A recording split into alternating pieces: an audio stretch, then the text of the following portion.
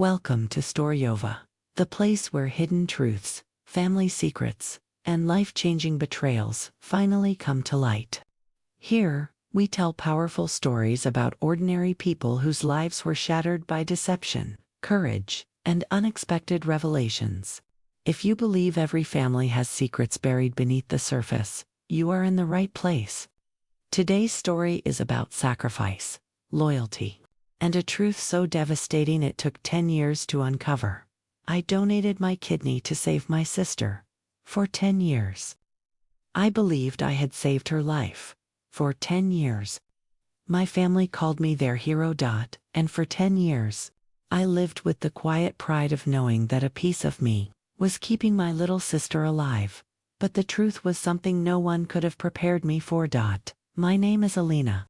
And this is the story of how the people I loved the most destroyed my trust in the cruelest way imaginable. It began 11 years ago. On a rainy Tuesday afternoon when my mother called me at work. Her voice sounded strange, tight, fragile. Alina, you need to come home, she said. What happened? I asked. It's your sister. Those words were enough to make my stomach drop. My sister Maya had always been the bright one in the family. The cheerful one.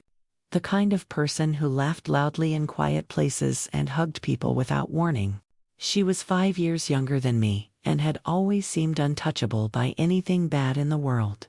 But that afternoon, when I walked into my parents' living room, I saw her sitting on the couch with her head down and my mother crying beside her. My father stood near the window, staring outside like he didn't want anyone to see his face. What's going on? I asked. Maya looked up slowly. Her eyes were swollen. I'm sick, she whispered. The doctors had discovered kidney failure during a routine checkup. At first, I didn't understand what that meant. I thought it was something temporary. Something that could be fixed with medication or surgery. But then the doctor explained everything. Her kidneys were failing rapidly. Dialysis could keep her alive for a while, but eventually she would need a transplant. Without one, she would die. The word die echoed in my mind like a distant alarm. Maya was 23 years old. She had just started her first real job. She had plans to travel. She talked constantly about opening a small art studio. Someday. The idea that she might not live long enough to do any of those things felt impossible. Doctors began testing family members to see if any of us were a match. My parents weren't compatible, but I was. The doctor sat across from me in a quiet office and explained what donating a kidney would mean. Most people live normal lives with one kidney. He said that the surgery carried risks, but the chances of success were high. You could save your sister's life, he told me gently. I didn't need time to think. I had spent my entire life protecting Maya from bullies at school, from heartbreaks, from the world in general. If giving her a kidney meant she could live a full life, then the decision was already made. I'll do it, I said. My parents cried when I told them. My father hugged me so tightly I could barely breathe. Maya looked at me like I had just handed her the universe. You're my hero, she whispered. I remember feeling strangely calm in the weeks leading up to the surgery. Friends asked if I was scared. The truth was I wasn't. All I could think about was how happy Maya would be once she recovered, how she would finally stop worrying about hospitals and start living again. The day of the surgery arrived early in the morning. Hospitals have a smell you never forget. Clean, sterile, almost metallic. The nurses were kind. The doctor explained everything one more time as they wheeled me toward the operating room. Maya reached for my hand. I love you, she said. I love you too, I replied. When I woke up after the surgery, the pain was intense, but the first thing I asked was whether Maya was okay. She's doing great, a nurse told me. The transplant was successful. Those words filled me with relief so powerful that I started crying. The recovery was slow. Donating an organ is not something the body forgets quickly. There were weeks of exhaustion, months of careful monitoring, and a long list of medical checkups. But every time I saw Maya smiling again, it felt worth it. She recovered quickly. Within months, she was back at work. Within a year, she looked healthier than ever. Our family celebrated the anniversary of the transplant. Every year, my mother would cook a huge dinner. My father would make a toast to Alina. He would say proudly, "The bravest person in this family." Maya always hugged me longer than anyone else. "You gave me my life," she would say. Those words stayed with me for a long time. They were enough. Years passed, life moved forward. I got married. Maya moved to another city for a new job. We stayed close. But adulthood has a way of pulling people into different directions. Still, whenever someone asked about the scar on my side, I told the story with pride. I donated a kidney to my sister. I would say, people always reacted the same way. Shock, admiration, respect. It felt good knowing I had done something meaningful. 10 years went by like that. 10 years of believing I had saved her life. Until the day everything changed. It started with a routine checkup. Because I had donated a kidney, doctors required annual monitoring to ensure my remaining kidney was healthy. It was supposed to be a quick appointment, blood tests, a conversation, then home. But that day, a new doctor was reviewing my medical history. He frowned while scrolling through the records. "You said your sister had kidney failure?" he asked. "Yes," I replied. "And you donated to her?" "Yes." He leaned closer to the screen. "That's strange." My stomach tightened. "What is?" "These records show the transplant procedure," he said slowly. "But they don't show any follow-up transplant monitoring for the recipient." I blinked. "What do you mean?" "Transplant patients require lifelong medical supervision, immunosuppressant medications, regular testing, constant monitoring." He turned the screen toward me. "There are no records for that." I stared at the screen without understanding. "Maybe she changed hospitals," I suggested. "That's possible," he said. "But even then, there should be documentation." The room felt suddenly colder. A strange unease crept into my chest. I left the hospital, trying to convince myself it was nothing. Medical records can be messy. Hospitals lose paperwork all the time. Still, the thought lingered. A week later, I decided to call Maya. She answered cheerfully. "How's my favorite sister?" she asked. "I'm good," I said. Then I asked a simple question. "Do you still go to the hospital for transplant checkups?" There was a pause. "Sometimes," she said. "Not often." Her answer felt vague, too vague. Something inside me began to stir, a quiet doubt I had never allowed before. A few days later, curiosity pushed me further. I visited the hospital where the surgery had taken place. At the records department, I requested copies of the transplant documentation. The clerk handed me a thick folder. Inside were surgical reports, donor forms, consent documents, everything looked normal. Until I reached the recipient section. The page that should have contained Maya's transplant registration was missing. I flipped through the folder again. Then again, it wasn't there. At first I assumed it had been misplaced. But when the clerk checked the digital system, she frowned. "That's strange," she said. "There's no recipient file attached." My heart began to pound. "What does that mean?" I asked. "It means the system doesn't show who received the kidney. That can't be right." She shrugged. Apologetically, sometimes files get separated. But something about her expression told me this wasn't normal. I left the hospital with the folder clutched in my hands. That night, I barely slept. Questions swirled in my mind. Why were there no medical records for Maya? Why was the recipient file missing?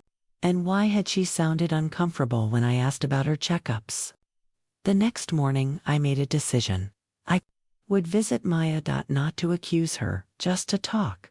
She lived 3 hours away now. The drive felt longer than Usual. Every mile gave my thoughts more time to spiral. By the time I reached her apartment building, my hands were shaking. Maya opened the door with a bright smile. "Alina," she exclaimed, "you should have told me you were coming." She hugged me tightly, but something about the hug felt different, like she was holding back.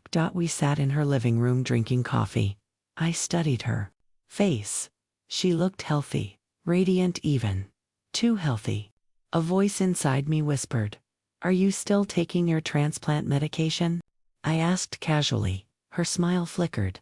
"Of course. Which one?" She hesitated. "I don't remember the name." That was when the first crack appeared in the story I had believed for 10 years.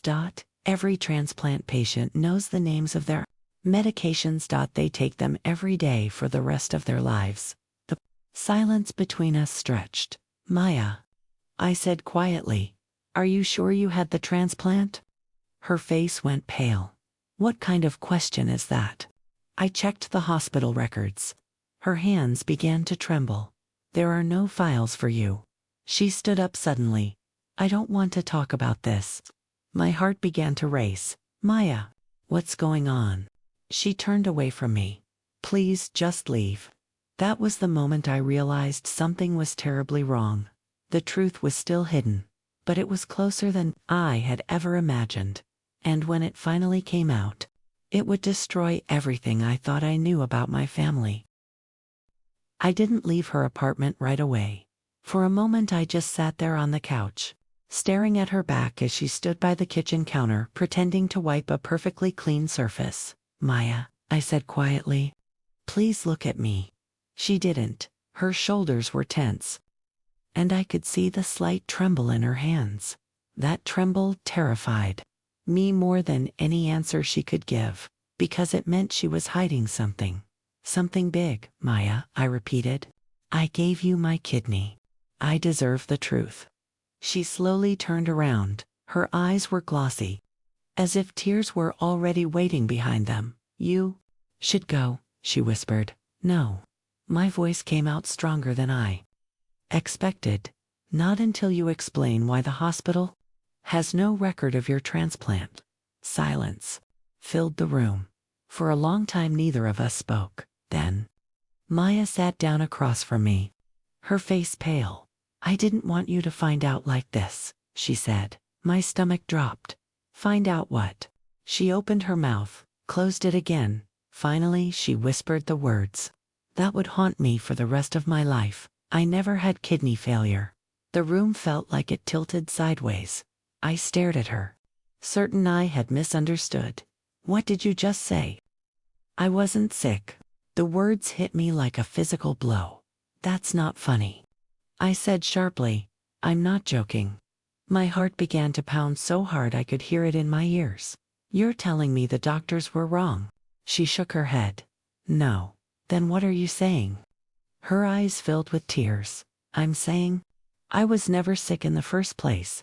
For a moment the world went completely silent. 10 years of memories flooded through my mind. The hospital room, the surgery, the pain, the celebrations afterward, the gratitude. None of it made sense anymore. "That's impossible," I whispered. "You were on dialysis." "No," she said quietly. "I wasn't." "You were in the hospital for weeks." "I know." Then what the hell was happening? She covered her face with her hands. I didn't know how to stop it. "Stop what?" "The lie." My chest tightened. "What lie, Maya?" She didn't answer. Instead she said something that chilled my blood. "You should ask Mom and Dad." A wave of anger surged through me. "You're telling me our parents knew about this?" She nodded slowly. "They started it." My vision blurred. For a second I thought I might faint. All the trust I had in my family suddenly felt like a fragile glass structure collapsing around me. "I need you to explain everything," I said. "Right now." But Maya shook her head. "I can't." "Why not?" "Because if I start talking, everything will fall apart." I stood up. "It already has." Without another word I walked toward the door. "Alina," she called weakly. I stopped but didn't turn around. You were supposed to believe the story. Forever, she said softly. Those words made my stomach twist.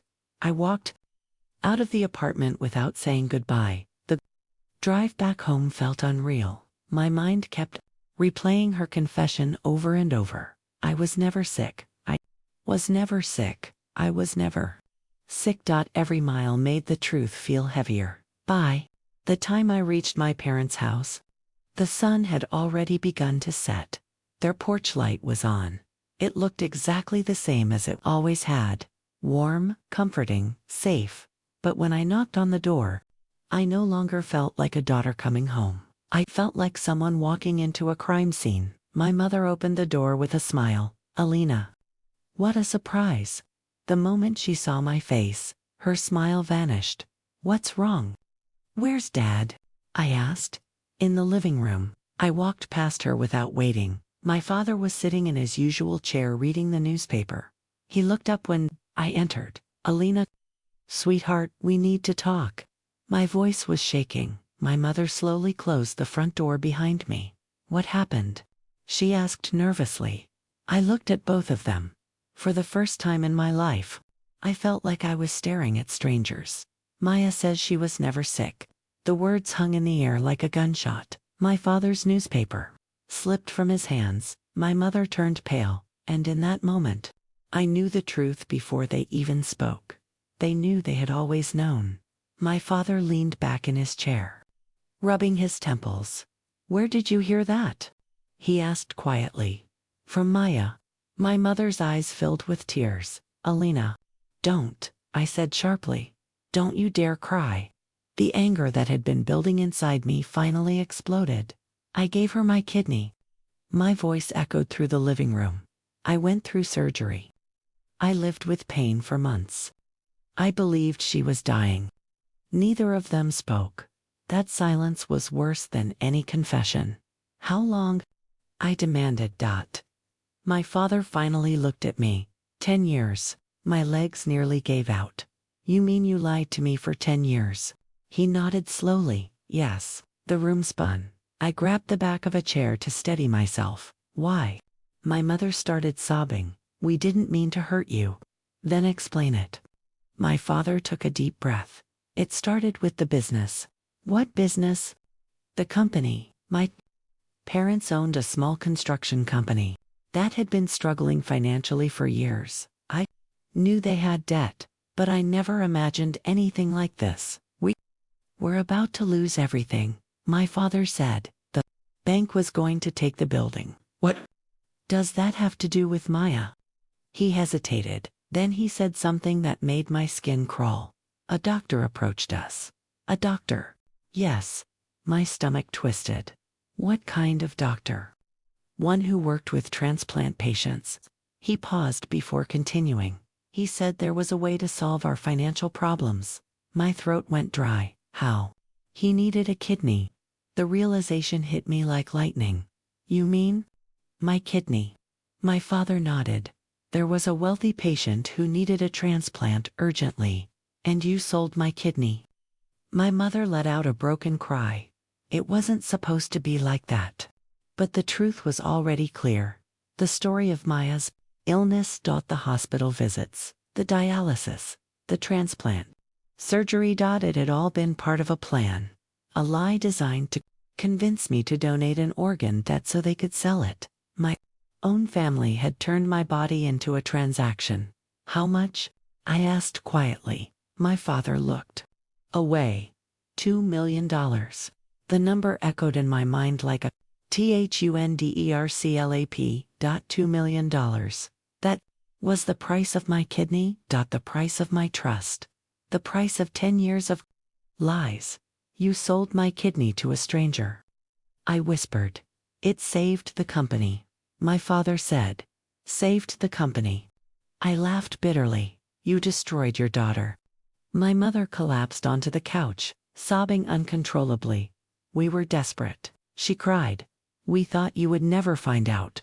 Those words cut deeper than anything else. You were right. I said. I never would have found out if that doctor hadn't noticed the missing medical records. If curiosity hadn't pushed me to investigate, I might have believed their lie for the rest of my life. A horrifying thought crossed my mind. Does Maya know where the kidney went? My father shook his head. No, she thinks it was donated to someone anonymous.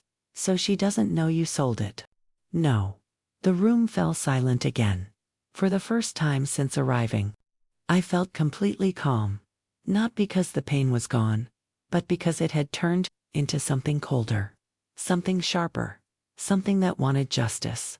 You committed a crime, I said quietly. My father looked at me with tired eyes. Yes, and you expect me to forgive you? He didn't answer. Instead he said something that made my heart sink even deeper. The money is gone. I stared at him. What? The company failed anyway. The irony was almost unbearable. You destroyed your daughter for nothing. My mother sobbed harder. Alina, please. We're still your family. I looked at both of them for a long moment. Then I said the words that would change all of our lives forever. No, I replied. You stopped being my family the moment you decided my body was something you could sell. And for the first time since learning the truth, I knew exactly what I was going to do next.